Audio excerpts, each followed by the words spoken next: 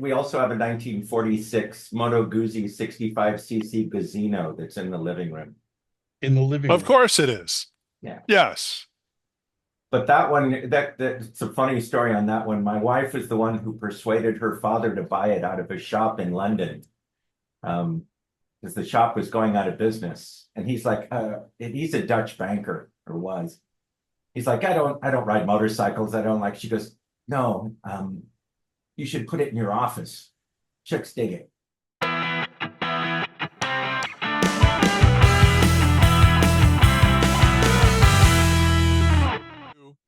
Hey, everybody. Welcome to a new edition of the Talking About Cars podcast with me, IB Randy Cardoon. It's the podcast featuring not only me, but that guy, Hot Rod Bob. Yes, because everybody has a car story. On the program today, we got big stuff. We got big stuff. More than I expected, actually. But let's get to the planned stuff. We're going to go back to your childhood and that of your kids. Not ours, but yours. As you can see, this week, we're talking about the car story of one of the guys behind the animated kid show, Phineas and Ferb. My daughter loved that show. Really? Oh, yeah. You just say Doofenshmirtz Incorporated. She giggled for hours. And that was just last Thursday, ladies and gentlemen. She's in her 30s now. No, actually, she's in her 20s. But still, it brought us the aforementioned protagonist brothers, Phineas and Ferb, their sister, Candace, their befuddled friends, and, of course, Doofenshmirtz. And he, of course, is joining us, Jeff Swampy Marsh. I know what you're saying. Where did that name come from? He will explain that to us post haste. Jeff, or Swampy, as he likes us to have people call him, is a big car guy. He was a big motorcycle guy. And he was the guy behind the 2023 celebrity race at Irwindale Speedway, which included previous guest and friend of the program, D.B. Sweeney. So we're going to talk to him about that race, how it all came about. Let's bring our guest on the program. Please, let's do that. You know him. You know his show. The guy who is one of the original producers of Phineas and Ferb, and we have big Phineas and Ferb news too, as I understand it, maybe a little more positive to some of you out there. So let's join in as we bring in Jeff Swampy Marsh to the program. Come on, Swampy. And where did the nickname Swampy come from? I always used to tell me I lost a bet in college. No. I was living in England back in 1902 when I was really young. And I was working at a nightclub called the Timepiece Wine Bar and Discotheque, which is still there. In fact, I just recently redesigned their logo for them. Oh, wow. And the guys there decided that they were going to call me Boggy Marsh or Swampy Marsh. And I think I had maybe 3 or 4 too many beers one night and might have gone off a little about why I didn't want to be called Boggy. So the next night when I went into work, everybody made a point of saying, hello, Swampy. Hey.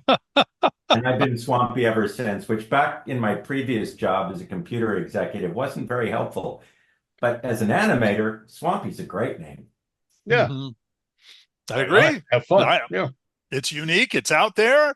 And it's you, which is actually more important than anything else on that about this. But I'm going to kind of tangent this to a little more about the beginning, about your car story, and when about you really started getting into cars, and where did that take you as you were growing up?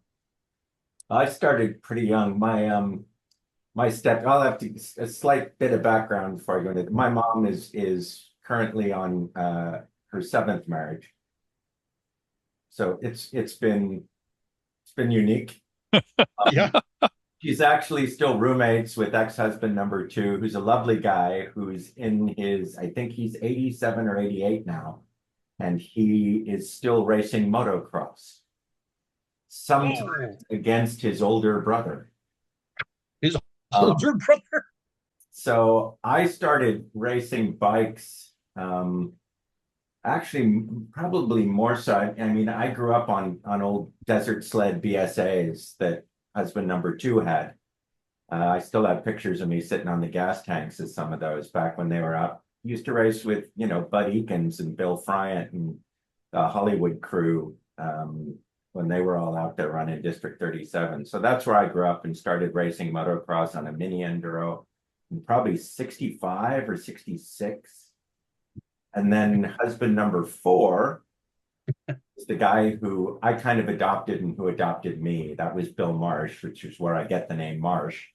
And he used to go out to Saugus. So when he was 16, he briefly held the national D-class gas-powered drag record in a 32 Ford Coupe that he built in his garage. Wow. And then he used to go out because his cousin, Ray Dilger, was one of the hot shoes out at Saugus for many years. And he used to go build cars with him out there. So that was how I got into cars and became a freakish petrol head. And yeah, I raced a Mini Enduro and then a Hodaka Ace 100 before I moved to a Yamaha 175 and a very brief KTM sponsorship. That's what I was driving when I realized I'm not invincible. Oh, what happened?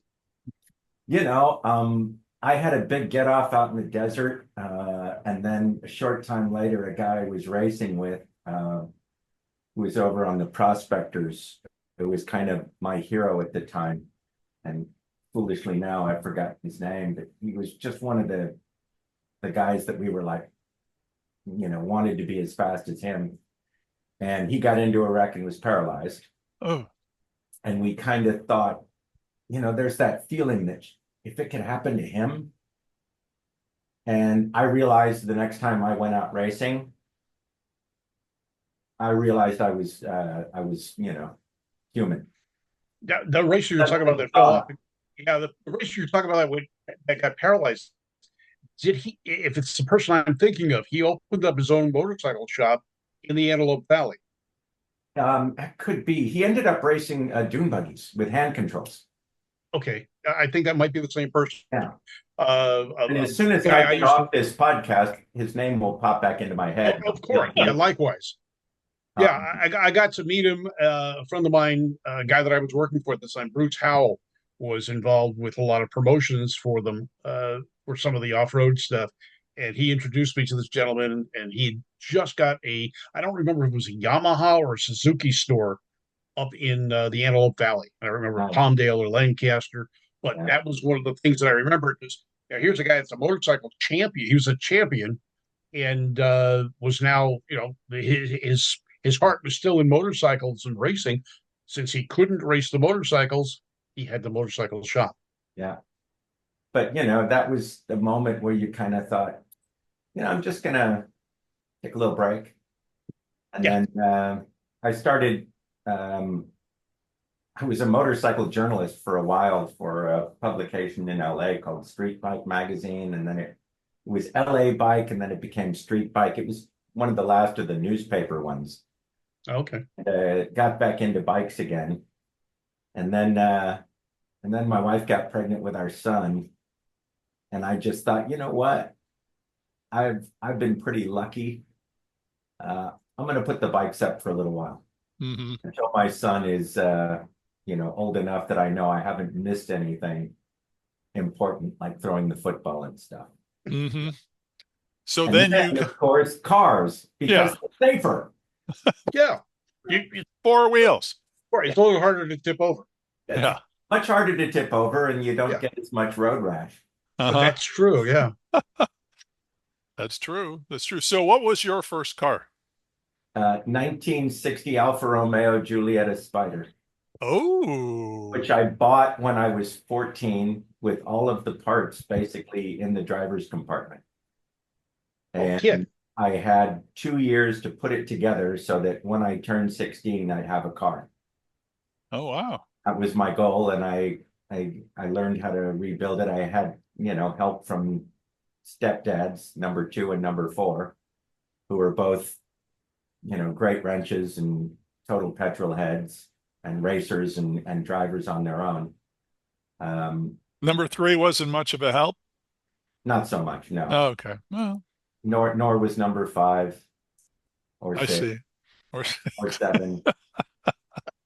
But that was my first car. And then by the time I turned 16 and, got my license, I needed a job.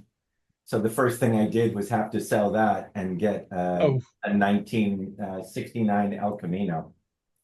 oh, That's Where not bad. And I was using that to deliver and install water beds in the valley. oh, okay. That's a job. It's That, a gig. that that's a job. Wow. Have some Yeah, stories from that one. yeah. Well, they were quite popular. I mean, I finally got rid of my waterbed 15 years ago. I've been on one for decades. They're a pain in the butt. But you had a You're, cool car to drive to work I in, that's for did. sure. yeah. It was root beer brown, Mhm. B&M shift kit. It said I left the 307 numbers on it, but it actually had a 327 that was pretty well built. And if I Okay. chucked a couple of sandbags in the back, it was Yeah, a tail end of cruising Van Nuys Boulevard. You Hmm. find a little action. I did pretty well in that car. yeah. Good old days on Van Nuys. I remember quite well. Absolutely. Well, making friends and influencing people, that's what happens on Van Nuys Boulevard. Yeah. Yeah, Yeah. I remember that. I remember taking 2.5 hours to get from the 101 freeway at Van Nuys to driving close to where Mike's Pizza was, or Bob's Big Boy up there, or by Nordoff, and it took forever. And there was such a thing going on around you as you were driving. Yeah. Well, you went for a little. We turned around at McDonald's and head back down again. And then most of the time we would stop. We would. I was with a group, LA County street racers. Now they call themselves a brotherhood, and we'd meet at the U's part the grocery store on Burbank and Van Nuys, Hmm. and And we there was gather a there. few places parking lots you could meet up off Van Nuys and pick up some Yes. which kids, you should not do this. No racing on the street. This is just for educational Asian. references. Please, Yeah. we are professionals. We've been there. Don't try this in your own car. Professional No. what I don't know. I but don't know. still, Yeah. It sounded good. Historical data is what it is. It's just I mean, Absolutely. my list of cars that I've owned is stupid. Okay, we got time. Uh, a 1968 Pontiac Firebird that we used to call the Fire Chicken. That was my last car that had a functioning 8-track in it. Mhm. I had two different Bugs, a stock old Beetle, I don't remember the year, and then I swapped it with my buddy Ray for his Baja buggy, which I bombed around Chatsworth back when Mhm. much of Chatsworth was still dirt roads. God, that was fun in the rain. True. Had a Chevy half-ton pickup for a little while, a Morris Minor panel van. Oh yeah. Love Okay. that. It had a Datsun 1500 motor in it and a 5-speed transmission and MG running gear, so I had the wire wheels on it. I always Oh. knew when I was passing a British person on the freeway, because they had that look like, there's no way that car can go that fast. Yeah. How'd you do that? Yeah. Yeah. And that's still a popular swap for the Morrises. Yeah. Yeah. I've had a couple other Alphas since then. And then I went to England and ended up with a 72 Land Rover, Series 2 station wagon, one of those big ones that seats 12. Loved that car. Absolutely loved that car. And a Sunbeam Alpine. Okay. Yeah. And then since I've been back, I had a Boxster S 2003, an Audi S5, which my wife hated and traded in for a Fiat 500 Abarth, which is the most fun to drive in the whole Really? world. Oh my God, that's blindingly fun. It's a turbocharged skateboard. God, it's a blast. Is it? And then I had a Ranchero, a 63 Ranchero lowered with ghost flames. And what I've got now is a 1958 Triumph TR3A. Oh, That's nice. Fun. I love that car. I've had four of those. And the last one was a 3B that had it was basically just before they went to the TR4. Yeah. There was a crossover for a couple of years on that. Yeah. I love that one. Yeah, So those were the so fun cars. So of all the cars you've had and no longer have, if you had a chance to get one back, which one would you take?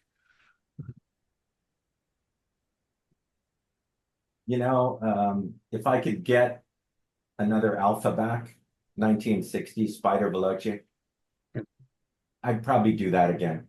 That was just, there's the sound of that car and the feel of that car was just so lovely. Yeah. But every time I see a Land Rover, I make ooh noises.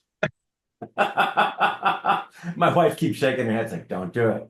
Don't do it. Yep. You'll regret it. Yeah. About that car, you've already got the Triumph. Yeah. Yeah. No, but, but. Yeah. Okay. So right now, the only wheels you have that are classical, if you will, is the one vehicle then, right? Right now, yeah. And well, we also have a 1946 Moto Guzzi 65cc Gazino that's in the living room. In the living Of room. course it is. Yeah. Yes. But that one, that's a funny story on that one. My wife was the one who persuaded her father to buy it out of a shop in London. Because the shop was going out of business. And he's like, he's a Dutch banker, or was. He's like, I don't ride motorcycles. I don't like, she goes, no, you should put it in your office. Chicks dig it.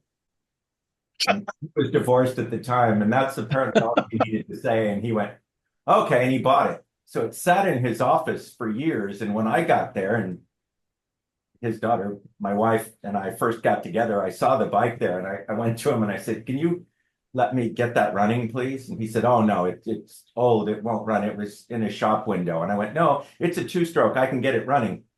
You need to let me get it running. It's driving me crazy. Well, finally, he did one of those. Okay. So I got it running. And actually, my wife was the one who engineered a clutch compressor so I could get the clutch plates back in and it up and drove it up down the street. And he said, we weren't even engaged, I think, at this time. Her dad goes, oh, that you can have the bike. And she turned and looked at him like, wait, he can have it? I just turned like, it's okay. We'll be married soon. It's yours. I don't. Right.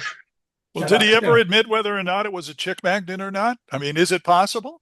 Oh, no. Of course, you'd have to get them into the house probably to see it. That's not like you could sit at a bar and go, you want to come over and look at my Moto Guzzi, that kind of thing. It's like everything else, though. Once you put it in the office, it ends up being a hanger for a jacket. That's what was driving me crazy. I had to get the stuff off of it and make it run. Right. So we brought it back from England when we came back here, and it's now sitting in the living room. Okay, it's appropriate, I guess. Yeah. Yeah, all right. I like your wife already. It's amazing. And she can drive. Okay. Googly muggly. We've done a couple of rally classes. She's good. Oh, wow. Yeah. So how many episodes of Phineas and Ferb have there been since you guys first started? We were counting it up. It's somewhere around 150 something. Plus, we've also got like 2 full-length features, and like 3 or 4 hour long specials on top of that. So somewhere in there, and they just asked us to make 40 more. So by the time we're done, we should be somewhere around 200. Yeah, we started production about 1.5 years ago. They called out of the blue and said, hey, do you want to make more? And we're like, yes. Yeah. Yeah, we're going to throw some money at you. Do you have to think about this? Bring the buckets of money over. What the heck, Yeah. So yeah, we're making more. So there was actually, what did I write that down? I think it's season 4, episode 5, and they did an actual about cars, and I think they called it My Sweet Ride. We did that one where we had them. They fixed up the Nedlington Nymph.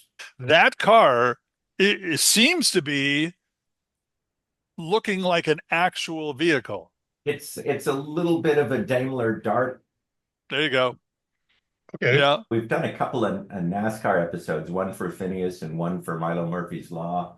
And then we got all the Top Gear guys in to do our Monte Carlo F1 spoof. Welcome to the 48th annual Montevideo Grand Prix pre-race show. It's starting. Coming to you, of course, from coastal glamorous Montevideo. A name that translates roughly as Mountain Village Bath in a variety of European.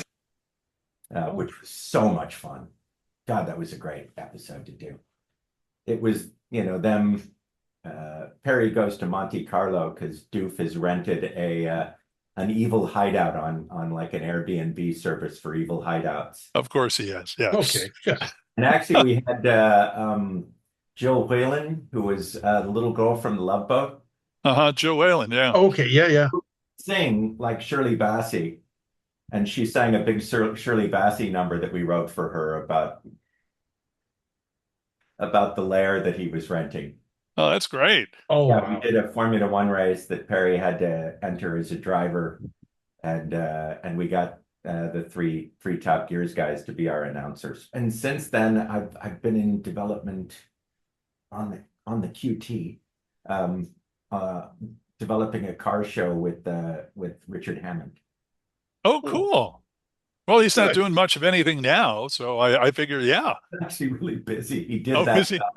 He started a company doing car restorations called The Smallest Cog. I did the logo for him. It's really fun. And so now he's got a proper car restoration business. So everybody has a list, the list of cars you want someday. If you had a 1 to 10, 1 to 20 list, I'm not going to ask you for all those, but what about the first few cars on your I want that someday in my garage list? 289 FIA Cobra. Okay. I I like don't that. I don't like the 427s. I want a 289, 68 Porsche. I'd probably get one of the Targas. I've always Okay. wanted those. My uncle had one, and I think they're beautiful. Okay. And there's part of me that absolutely, for no good sense, wants a Pantera. Yeah. Okay. I can So far understand you've that. named off some. Yeah, you've named off some great machines, and yeah. Once you fix the rust, the Pantera's not a bad car. Nope. My mom's, this is more about my family history you need to know. Husband number 5 had one. Okay. And while they were going through their breakup, one night he wanted to get rid of me so he could try to talk my mom into staying with him. And I said, well, you could give me your car and I'll go drive around somewhere. So he gave me the Pantera. And then I hit him up for gas money and I drove over to my buddy Ray's house and we picked him up and we drove around the valley till dawn, racing every Camaro and Mustang I could find, and then every drive-through restaurant in the valley to get like an order of fries or a Coke, just so we could drive and go, hey.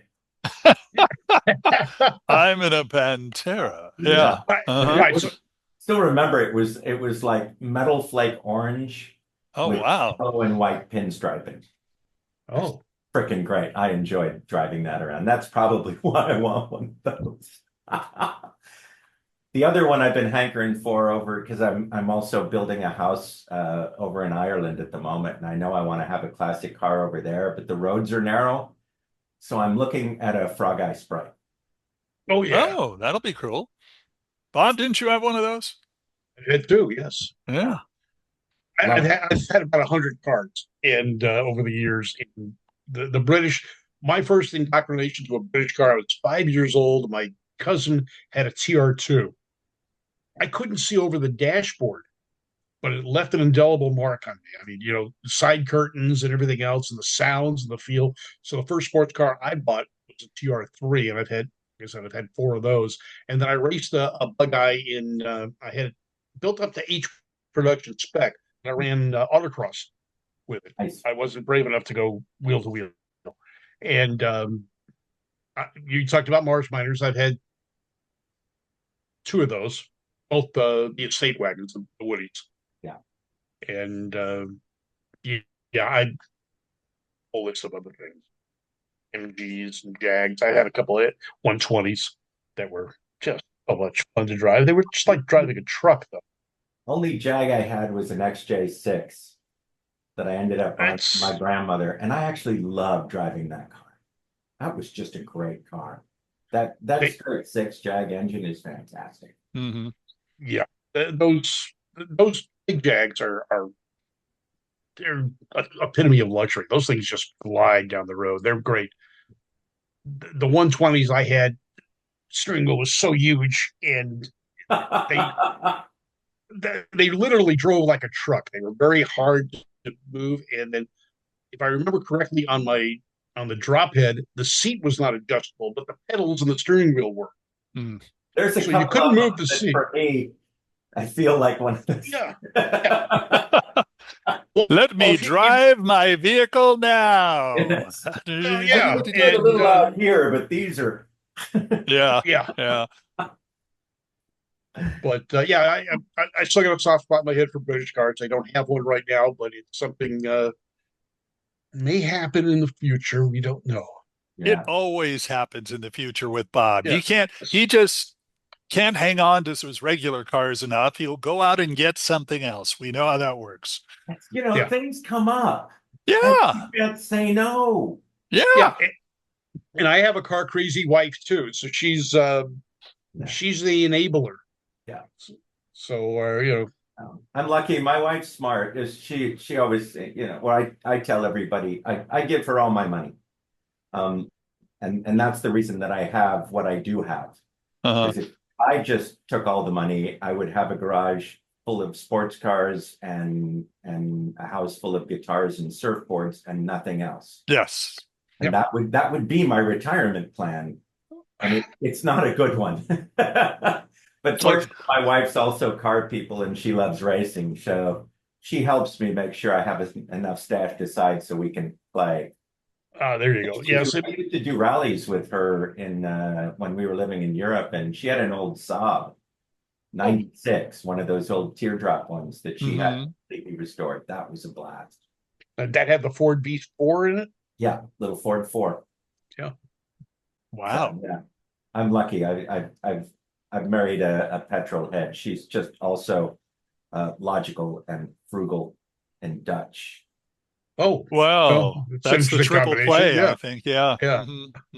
But I'm not saying me, yeah. I wanted to know the stories behind the last celebrity car race you did. We had DB Sweeney on the show a few weeks ago, He's a and good dude. he talked about the fact that, how you got him on and talked to some of the people.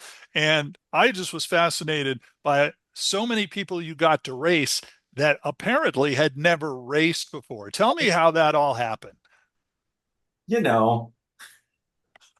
So since I've been doing this, everybody I meet who I think might be up for it, I keep a little list so that, when Tim would call it, he'd go, hey, what do you think about doing another celebrity race? Like, I already got a list. And then I go out to some friends. So we had some great surprises with this one, like Cristo Fernandez. I have a friend who I've known for years. Our kids went to school together, and they're also a manager. And called and went, hey, what about Cristo Fernandez? I'm like, oh, that'd be brilliant. I've been working with Anna Faris off and on, so she was one who I wasn't sure, but I know she likes cars, so I mentioned it to her, and she immediately went, ooh, but that sounds like fun. Ooh, come out. There we go. Folks end up getting really competitive. And of course, Adrian's been doing it with me since the beginning. And Amanda Rigetti came along this time to do it as well. So Anna was apparently really good. Anna apparently was really good. I saw some of the tape on YouTube, and she came back and if you were going to do it again, she says, "Oh yeah, I'm going to do it," kind of thing. Yeah. No, she was good. One of the ones we did before, we had Kelly Hu. She was really good. Had an unfortunate wreck right on the last lap, but she was pushing really hard. And the other person who was really competitive was Leah Remini. Oh, really? Yeah, she was hitting up Tim like, I need some extra practice. Practice, I got it. It's great. So yeah, we had a good batch of folks. I know DB first asked him, he's like, what is wrong with you, man? It's like, come on, I promise not to kill you. It'll be great. And he even told me later, he said, I had a moment of thinking, I'm just going to tell you that I got a job or something. And he said, then I went out and started doing it. I was like, oh, I get it now. He had a really Yeah. good time. Yeah, he credited his ability and history as a New York cab driver for getting him ready to drive in the race. He hurt. You know, it's different things for different people. And I found for some people, it's purely the speed that gets them. Mhm. Other folks, it's getting on the track with other people that freaks them out. Because Yeah. we've had some people that run really good in practice and testing. You know, they get out there, you get them out there with people, they don't like it. So you know, everybody's Yeah. everybody's a little different. Well, they probably got that speech from Tim. If you damage it, you buy it. Well, this was the hardest part with all these races because you really want everybody to go out there and have fun, but it's Yeah. always try to put in place every single time we had a practice. This is a charity event. If you break the car, it's money that the charity was going to get that goes to rebuild and fix the car. So let's go out and have fun, but follow the rules and don't break the cars, because if we keep not breaking the cars, they'll let us come back and do this again. Yeah. Mm-hmm. And Well, that's kind of been the hardest because you get out there and you get red mist, man. Ooh, yeah. Well, you did really fast, good. You did really good. I mean, you finished second in the race. yeah. I mean, are you like the next Paul Newman? You want to go out and give Yeah. that a shot if you could? Oh, I would absolutely go out and do that. If I had the time and the spare cash, I could absolutely easily turn my career to doing that. Mhm. I absolutely love it. It's one of those things. It's the most peaceful place I know. And it's always been that way with racing, and surfing is a similar thing. When you're doing that and nothing else. Mm. It's one of the most calming, peaceful, and you know, in the midst of all this noise and chaos and crashing cars and all of this, it's a really calm place to be. I love it. So yeah, I'm planning on doing more racing over in Europe. We do the 24 Hours of Lemons. My Okay. mechanic friend has put together a 1973 MG BGT Oh, that we take out whenever we can all get together and scrape the cash together, and we've done that a few times. So yeah, if I had to give up animation, even at 63, I'd still be out trying to find a seat. Wow. you're a youngster. Come on. Punk kid. Yeah, that's it. Yeah. It's too bad we're not going to be able to see. Or is there any place, you guys, that they could do another celebrity race? Any place you could put something together? To the Kern Tim Yeah, Zoo track. You know, the thing is, we could do it. You just have to search for people that are a little bit more race oriented. Like one of the fun things about doing this, we had people that had done some racing. Like over the years, we had Frankie Muniz and Mhm.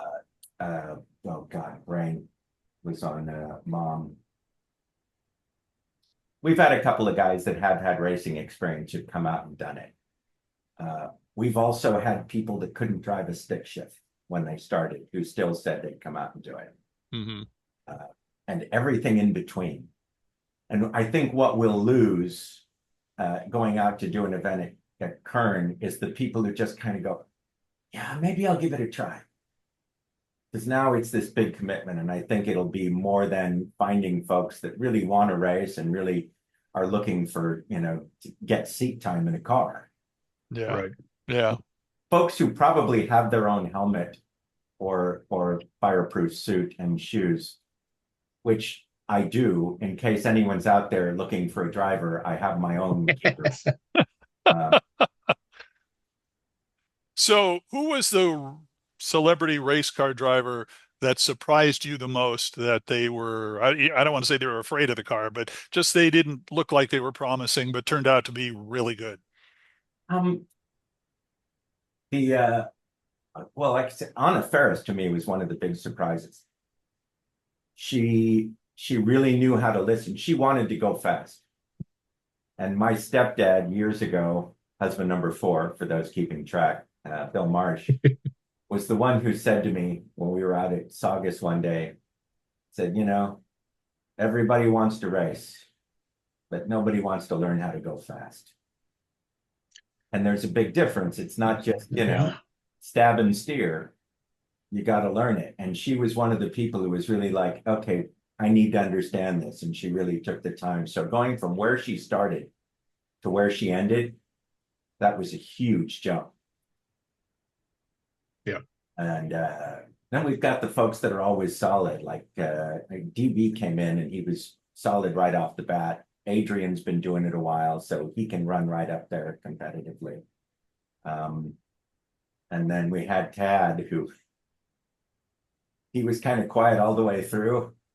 And then when the flag dropped, that was red mist, man. Ooh. He eventually won the 2023 race, yeah. And he didn't let anybody, I mean, you were the only guy who could get close to him. And, I always said I committed to Tim. It's like when he sets down the rules, I stick to him. So, there was some passing that took place in a way that we were absolutely not supposed to. And I just kind of wanted to run up close. I didn't want to wreck a car. Mm-hmm. And Tim finally, it's like, yeah, I had enough confidence that you were going to be able to run up there and keep it clear. So he was kind of happy. But you said the same thing. You said, man, when he shot out, I thought, oh my God, I was just going to pile one of those out. Yeah. The tough first few laps. Dude. Very good. Very good. Wow. Well, Jeff, we appreciate the time, and it's been so much fun just getting some of the feedback on some of the racing and to find out when the Phineas and Ferb stuff's coming out. Now, is some of it, I understand, already out, or? Well, everything that we've ever done up till now is available on Disney Plus. That was good. New Phineas and Ferb, new racing possibilities. Yes, like I said, anybody looking for a driver. There you go. Did some surfing competition too. Yeah. It's been a good race, a couple of racing years for me. I ended up becoming friends with James Rowe Jr. Follow him on Indy NXT. He's driving for Andretti. He's this Irish guy who I've ended up being buddies with. So I've been getting to go to a bunch of events that he's running. Got to meet Mario Andretti. And then a short time after that, I got reached out to by Jackie Stewart's charity foundation. And I got an invite to go meet him up in the Midlands, not far from Silverstone, at something for his charity race against dementia. Oh, so okay. I've gotten to meet a couple of my absolute heroes, and none of them would give me a job. No. Oh. No. All right. What were they I thinking? told Mario I have my own helmet. It's the money you'll save. Doesn't he Yeah, know yeah. what that means? Unbelievable. Yeah, he does know what it means. Yeah, that's the thing. All right, everybody, that'll wrap up this Doofenshmirtz Incorporated episode of the Talking About Cars podcast. If you guys like today's show, don't forget to give us a thumbs up on YouTube. Don't forget to subscribe. For Swampy and Hot Rod Bob in Southern California, I'm in our Washington State studios. I'm Randy Cardoon. We'll see you next time on the Talking About Cars podcast. So long, everybody.